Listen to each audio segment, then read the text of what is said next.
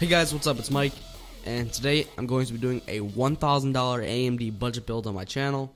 So there will be double builds of everything. So say if I do a $500 build, there's going to be an AMD and an Intel, until I can't go any cheaper and it's going to have to be AMD. Anyways, let's get on to this build. So for the CPU, we're going to go with an AMDFX 8320. It is of course an 8-core processor clocked at 3.5 GHz, and it's easily overclocked to 4 GHz like I have my 8350. So I personally run 8350 in my system. I game, render, Photoshop, everything like that, and it just runs through it. The stock cooler should be fine for 4 GHz. If you really care, you can just overclock it to say 3.8 and let it turbo up to 4 again, but it's up to you. For the motherboard, we're going to go with a GIGABYTE GA970A UD3P. Now, while it does have the 970 chipset, it has an 8+2 power phase design, so if you ever want to get into overclocking, you can definitely do that with this board. You are saving around $30 to $40 compared to a 990FX or a 990X board, so that's just a great deal overall. Now for the RAM, we're just going to go with some standard G.SKILL Aries series 8GB, 1600 MHz, nothing special. It's $75. It's just around median price of RAM. There is of course cheaper RAM. Right now there actually is ADATA XPG RAM that if you can find it for $65, I do recommend picking it up. Now there is nothing special about this RAM, it's just Cas9 1600 MHz, pretty standard. For the next part, we're going with an SSD. It's an ADATA XPG SX900, it's 128 gigs. Now 128 gigs for me, that's not enough. That's why I have a 250 gig SSD in my system, and I really want to upgrade to a 500 gig rather soon.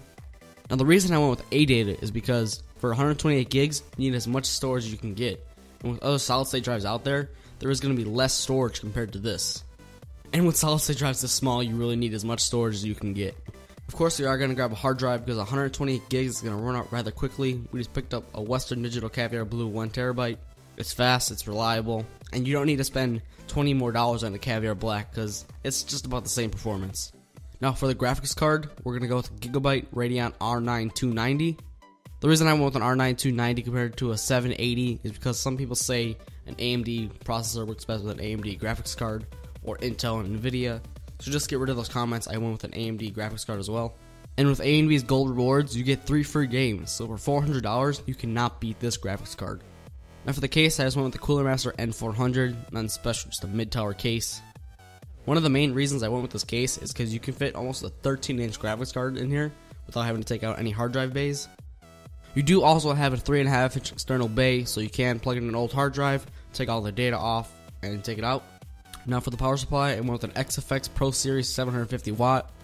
Some people say you can get away with 650 watts, but I like to play it safe so you can overclock your CPU and your GPU and have more than enough wattage to support it.